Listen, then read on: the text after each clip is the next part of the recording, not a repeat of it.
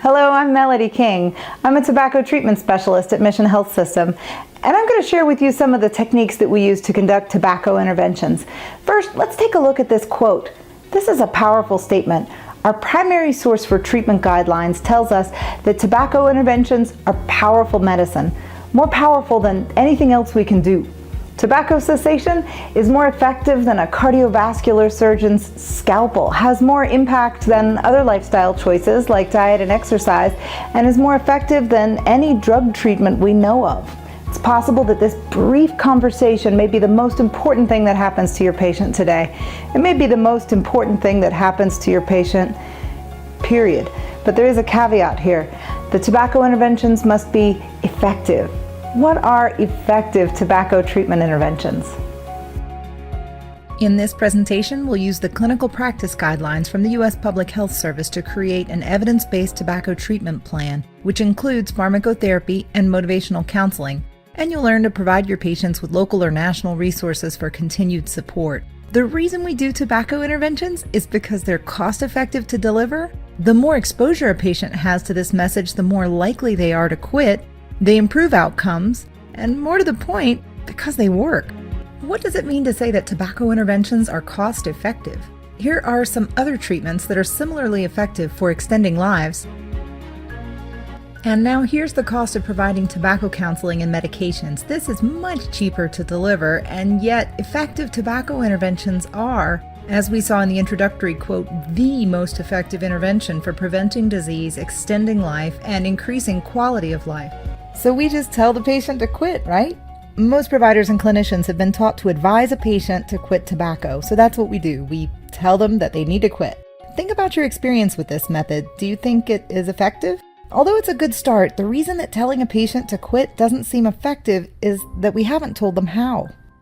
Chances are they've tried, so the patient may have already come to the conclusion that they're not going to be able to do this. Many people tell me that they believe themselves to be some sort of special case, exceptionally addicted. So instead of a tobacco is bad for you lecture, it may be a good idea to let the patient know that many people have felt the same way, and yet there are solutions that are proven to make this process more manageable. It's highly likely that this guy already knows that smoking causes lung disease, heart disease, vascular problems, stroke, and many forms of cancer. He may have heard that tobacco damages every organ system of the body, contains thousands of chemicals, and that tobacco smoke contains 43 known carcinogens. He may even be aware of the newer research showing that tobacco harms the pancreas, increasing the risk of type 2 diabetes, or that tobacco use is now linked to autoimmune dysfunction and hormonal changes. Another lecture about tobacco might not be enough to help him. This is because tobacco dependence is a chronic relapsing disease, characterized by denial, defensiveness, rationalization, preoccupation, and loss of control. And just like any other chronic condition, it requires management. Most people require multiple attempts to stay quit. But the good news is that research shows us that each intervention that we perform has a positive effect on the patient's willingness to quit in the future. So we're moving the ball down the field toward the goal line. This is why asking about tobacco use should be treated like a vital sign, addressed and documented at each office visit or each hospital stay. So if strongly advising him to quit is not going to help him, what does work? The clinical practice guidelines tell us that using medication doubles the quit rate. Behavioral counseling doubles the quit rate, and the combination of the two offers the best evidence for successful treatment of tobacco dependence. The U.S. Public Health Service also tells us the treatment is dose-dependent, meaning that the more someone is exposed to motivational treatments for tobacco cessation, the more likely they are to quit. If you aren't the person writing the prescriptions, why do you need more information about these medications? Because the patients are going to ask you questions, and you should be prepared to answer in a way that's consistent with other clinicians. There are 7 different medications that are FDA approved to help patients quit tobacco. 5 of them are nicotine-based, also known as nicotine replacement therapy or NRT, and there are 2 non-nicotine medications. While nicotine products are available over the counter without a prescription, it's important to know that the cost of these medications is covered even by Medicaid if the provider writes a prescription for it. In order to understand how the medicines work, let's take a look at how nicotine affects the brain. Cigarettes are extraordinarily effective drug delivery devices. Within moments of inhalation, the nicotine is picked up by the pulmonary artery and delivered directly to the brain. This picture shows a tracer dye, the yellow-green color, attached to acetylcholine receptors in the brain. It only takes a few puffs of a cigarette to displace almost all of the dye, meaning that the brain is flooded with nicotine in just a few moments. The receptors in the brain become saturated by the high levels of arterial nicotine and release a cascade of neurotransmitters. Over time, the brain becomes accustomed to these high levels of nicotine, and more receptors form. The brain has been changed because it's been repeatedly flooded with nicotine. Now it needs the nicotine just to feel normal.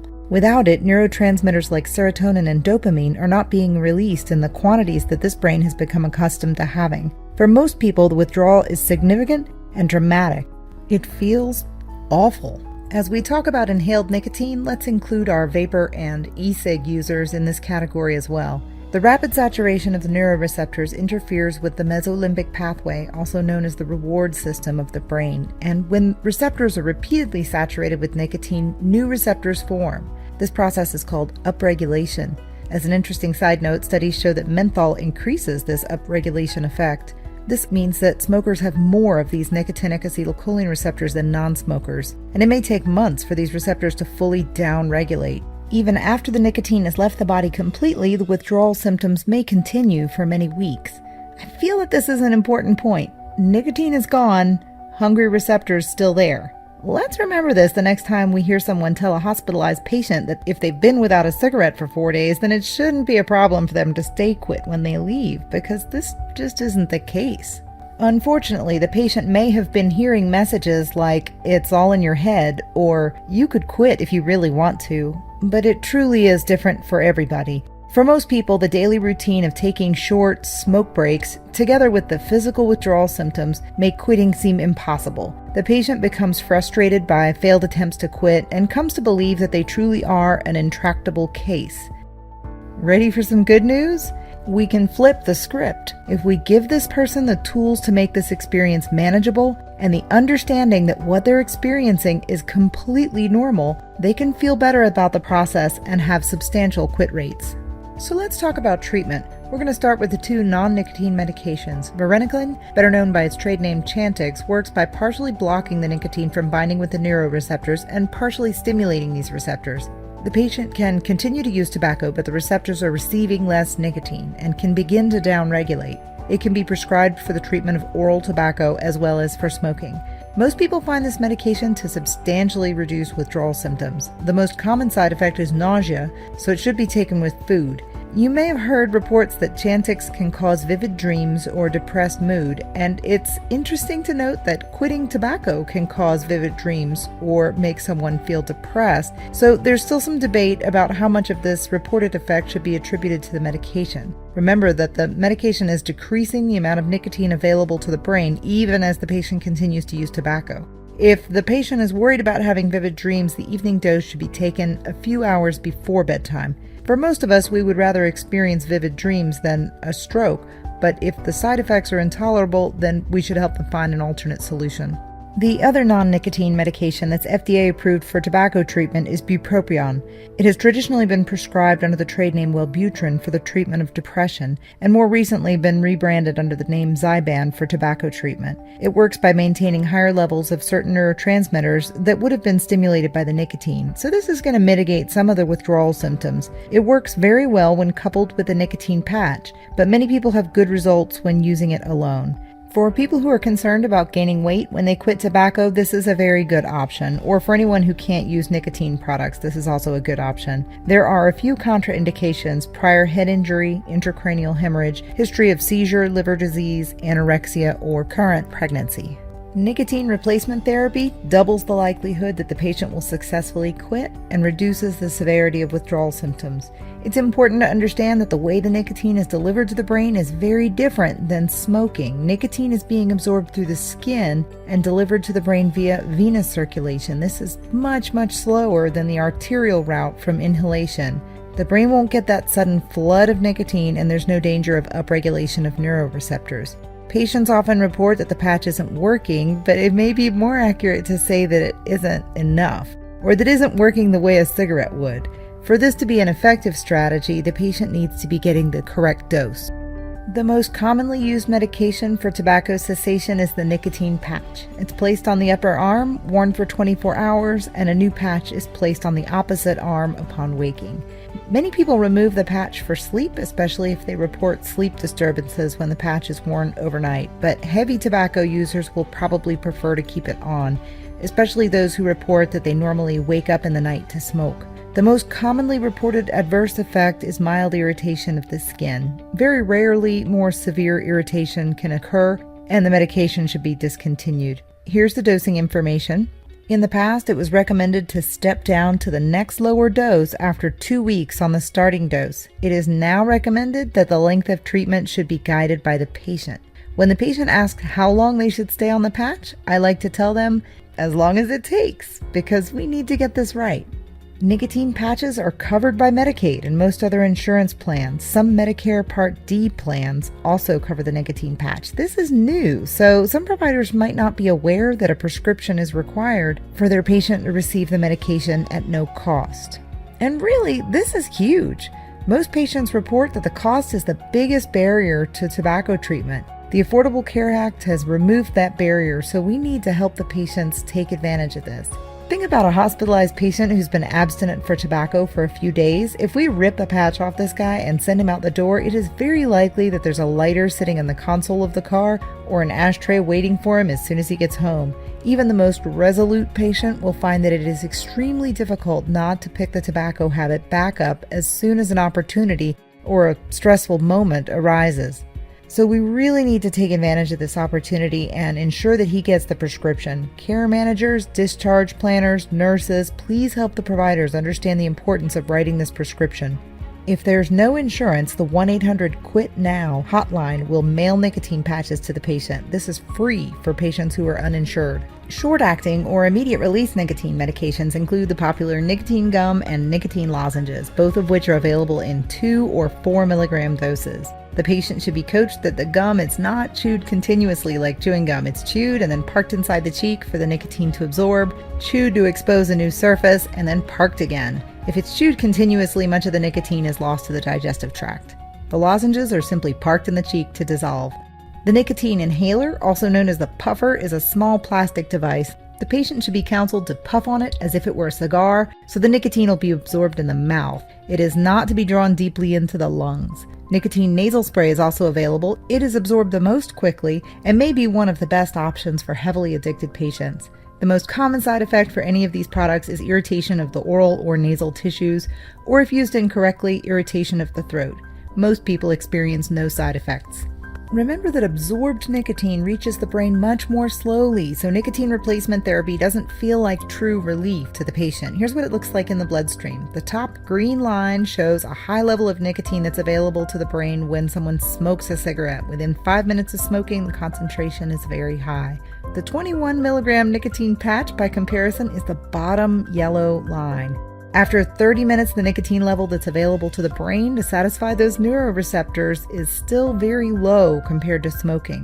Incidentally, the green line running up through the center of this graph is for patients who are double patched. That's 2 21 milligram patches, which is not yet standard practice here at Mission Health System, but this is what the Mayo Clinic will do for their heavy tobacco users. The gum and the lozenge absorb faster. These medications are most effective when layered together. Since 2008, the U.S. Public Health Service has recommended combination pharmacotherapy as the appropriate treatment for tobacco dependence. By pairing a long-acting medication with an immediate-release nicotine, patients feel that both the withdrawal symptoms as well as the cravings are better managed.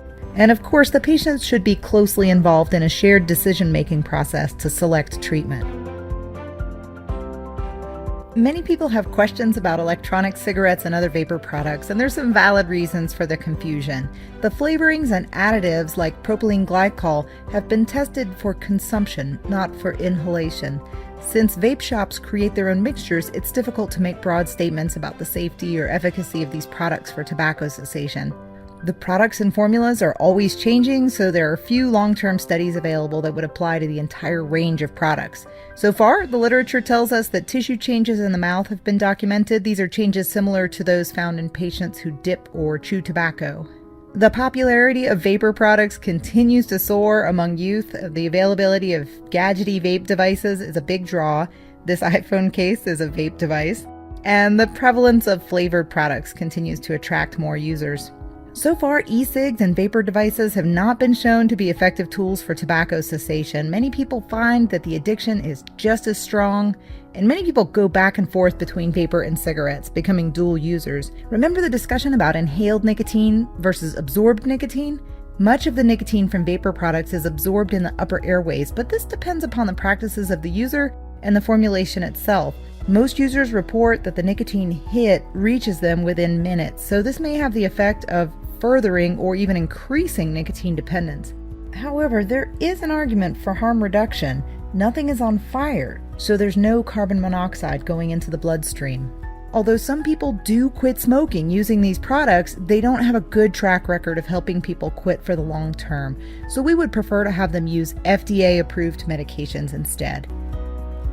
If someone insists that they'll quit tobacco using vapor products, then I don't want to argue with them. I simply let them know that there are excellent medications that will help to reduce the addiction rather than prolong it if they would be interested. And I usually offer to call in 2 to 3 weeks to see how their plan is working and to see if they'd be interested to try a different route.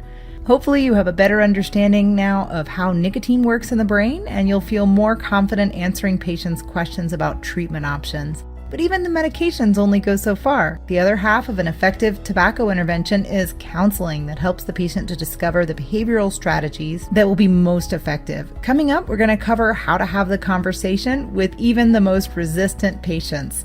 It can be very rewarding. It is almost a sport, and I get a real kick out of it. If you'd like to pause the video for a quick break, this would be a good spot to do so. Okay, ready to move on? Many people think that life is full of big decisions, and really it's not. It's mostly full of the little decisions that we make every day, like what to have for dinner or what to wear to work. There are only a handful of very big, life-changing decisions that we're going to make over the course of our lives, like whether to get married or buy a house, go back to school. Quitting tobacco is one of these big, life-changing decisions. A person's endpoint in a few years will be very different depending on whether they continue to use tobacco. The financial impact, the health impact, the social impact is huge. The two paths may look similar in the short term, but they get further and further apart as time goes by.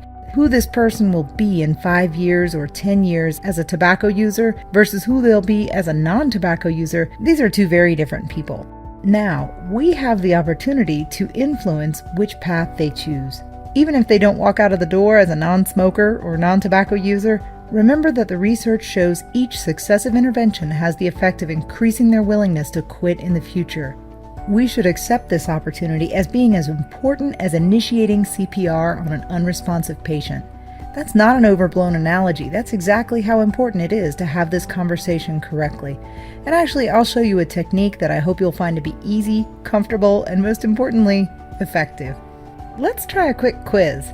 Don't worry, this one's just for fun. If there were a real quiz, like at the end of this presentation, for instance, it would probably ask about the 2 evidence-based treatments that are recommended in the U.S. Public Health Service Clinical Practice Guidelines, and the answer would be medicine and motivational counseling. But this quiz is just intended to dispel some myths about tobacco interventions. Here we go. True or false? Asking about tobacco use will alienate the patient. False. Patient satisfaction scores increase when tobacco treatment services are offered. True or false? Most tobacco users don't want to quit. False. Nearly 70% of tobacco users do want to quit, even if that's not what they're saying when briefly grilled on the topic. Let's try this one. When someone is being treated for alcohol or drug addiction, it's better just to let them smoke. False. A person is actually 25% less likely to relapse on other substances when we include tobacco treatment as part of their care. Last one, true or false? Mental health patients are generally unable to quit, and quitting would be too stressful for this population. Again, this is false. Psychiatric patients given tobacco treatment are less likely to be re-hospitalized. Why would this be? Although many people will say that they use tobacco to relieve stress, it turns out that when provided with appropriate treatment for withdrawal symptoms, these patients experience decreased agitation and stress. In the long term, their medications work better, they're healthier, they have more money, better social opportunities, and are more likely to be able to find employment, their quality of life improves, and they return to the health system less often. I hope I've made the case that we can have this conversation with just about anyone, and that there's no condition that wouldn't be improved by effective tobacco treatment. Most tobacco cessation programs will teach the 5 A's: ask, advise, assess, assist, and arrange. And this is a reasonable system to provide tobacco interventions. However, the downside of this system is that it leaves us doing most of the talking, and it may result in lecturing the patient. As an alternative, I'd like to propose that we simply ask the patient what they think. It's surprising to see solutions emerge all by themselves. I'll provide some examples of brief motivational interventions in the following slides, but it all starts by asking the question, do you use tobacco? If yes, we want to follow up with an open-ended question that gets them talking about it. Okay, what are your thoughts about that? This is a non-judgmental way to find out what this person thinks. Take a moment to really listen, then reflect back what you heard. For instance, you might say, it sounds like you might be interested in quitting, but you haven't been successful in the past, so you're feeling like it isn't worth it to try again. If the patient offers more ideas, we listen and reflect, listen and reflect. To finish up, we offer resources. For instance, it sounds like if we could help you through the cravings, this might feel more manageable for you. Let me give you some resources to look over, and if you have any questions about this, you can ask the doctor when she comes in. This example follows a team approach method. When the provider enters the room, she'll see the materials and know to follow up by asking if the patient has any questions about medications. You have successfully opened the... Your questions will vary according to how much interaction you'll have with this patient. You'll either pass this on to the provider or complete the next level of counseling. I'll show you how to dig a little deeper in a minute, but if you only have a moment with the patient, here's the basic formula. You ask the tobacco user an open-ended question that elicits their thoughts, reflect what you hear, and then offer resources. You can repeat the question and reflection as much as needed. You may find it helpful to use a scaling question. Like, on a scale of 1 to 10, how important do you feel that it is for you to quit tobacco? And on a scale of 1 to 10, how confident are you that you could do it?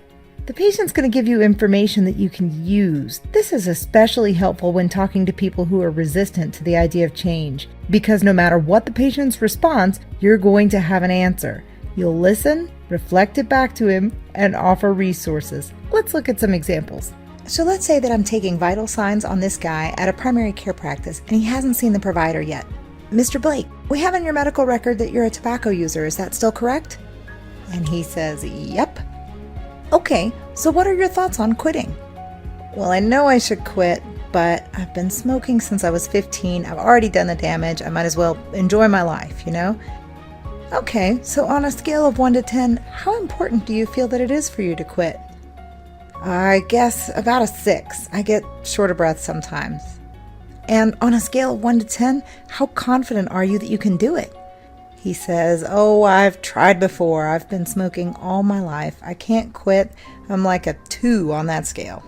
Okay, so it sounds like you'd like to be free of the cigarettes, but you're not at all confident that you would be successful. There are definitely a lot of people who feel that way. And the good news is that we do have some resources that really help. You're twice as likely to quit if you use medications, and you're twice as likely to quit if you use a tobacco counselor to help you make your quit plan. So whenever you're ready, we can certainly help you. I'll leave this information for you to look over, and you can ask the doctor if you have any questions. Let's say you have someone who's very resistant to the idea of quitting. It's unlikely that we're going to say something that will inspire her to toss the cigarettes out the window on the way home from the hospital. However, we may be able to plant a seed. And remember that research shows each time she hears this, at her next primary care appointment or from other providers like the dentist or her eye doctor, she's more likely to feel that it is time to quit. Our intervention may be a critical part of her eventual success, even if it doesn't seem that way right now. Also, it's important that she gets some relief from nicotine withdrawal while she's here. She'll be more comfortable and less agitated overall. Our highest hope is that she may leave the hospital feeling like quitting tobacco is manageable. This short period of time while she's hospitalized could be a big opportunity. Ms. Jameson, our records show that you're a smoker. Is that still correct? Yes, and I don't want to talk about it. Okay, I just need to make a note in the medical record because this is part of your health history. Would you be willing to tell me, have you ever thought about quitting? I don't want to quit. I enjoy smoking. It helps me relax, and I won't quit, so you don't have to waste your time talking about it. Okay, so it sounds like you love smoking and really hate the idea of having to stop. A lot of people feel the same way. As part of your healthcare team, of course we want to help you when you're ready, because you're a lot less likely to spend more time in hospitals if you're a non-smoker. At some point in the future, if you ever start thinking you'd like to stop, we have some great tools. What do you mean, tools? Well, quitting's much easier when you use medications and counseling to help, so if you ever get to the point where you don't like the health effects or you don't want the expense of smoking, the doctor can prescribe medicines and we can help you make a quit plan so that you can quit on your own terms when you're ready. I can ask our tobacco specialists to give you some more information. I'll think about it. Okay, I'll leave some information for you to look over. In the meantime, you may feel more comfortable if we provide you with a nicotine patch. How many cigarettes do you normally smoke in a day? In this example, she didn't want to talk about it, but we came in through the side door with the message to quit. We now want to document current tobacco use so that other members of her care team can take the next step. The clinical practice guidelines tell us that for a patient who's not ready to quit, we utilize motivational treatments. These motivational interviewing questions may be something that you'll do during the patient's office appointment. In the hospital setting, you might be referring the patient to the 1-800-QUIT-NOW hotline, or if you're within reach of the Mission Health System, you may refer your patients to the Nicotine Dependence Program. Regardless of who performs this next step, let's look a little deeper into this tobacco intervention. It's the same formula. We're just going to ask a few more questions.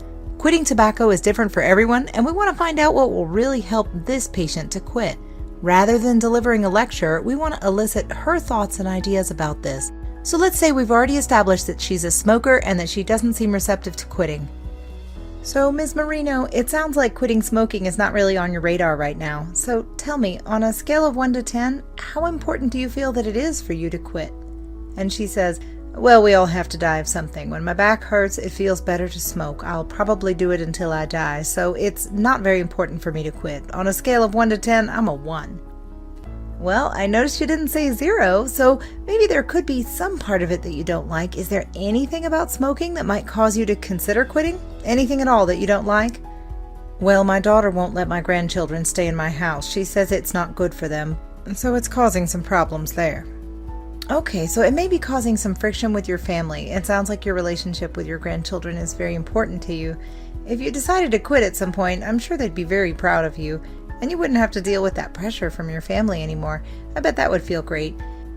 When you're ready, we can help you make a quit plan. There are techniques and medications that make it easier. I can have the Nicotine Dependence Program give you a call to give you some more information.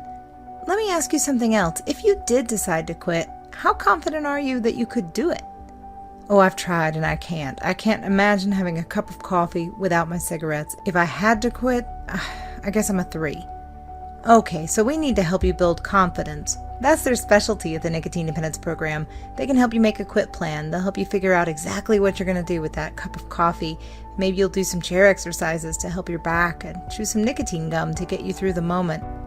It's much easier to be successful if you have a plan, and soon after quitting, your blood pressure will improve, you'll feel better, you'll have more money, and be able to welcome those grandchildren into your house whenever you want to. We want you to be well, so let's set up a time for you to get more information from the Nicotine Dependence Program. What's the best time of day for them to reach you? In this conversation, we zeroed in on one of her motivations, her grandchildren. Perhaps just for an instant, she imagined her daughter dropping off the grandkids for the whole afternoon and proudly conquering the addiction. It's a beautiful reason to quit. Then we offered the resources for her to make this a reality. If she doesn't accept this referral, we at least have planted the seed. She knows that we're able to do this for her. There is help available without shame or guilt. Let's say you're a care manager following up with a patient that was in the office last week.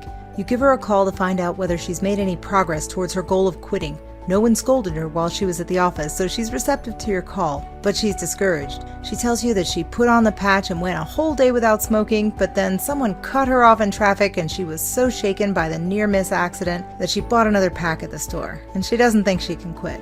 You could ask an open-ended question like, so tell me, what are some things you like about smoking?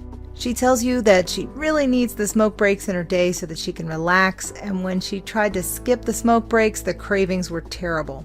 As before, a reflection of the patient's words is a powerful tool.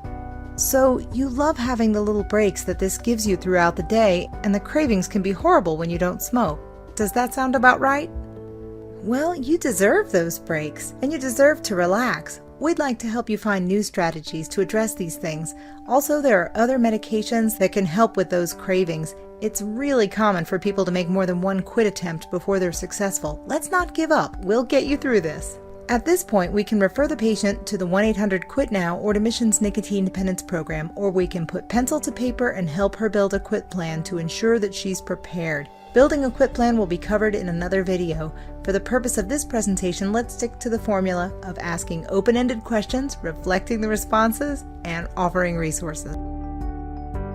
Let's look at a couple of common pitfalls in tobacco counseling. In healthcare, we've been taught to provide patient education, so it's reasonable that we instinctively want to correct misinformation.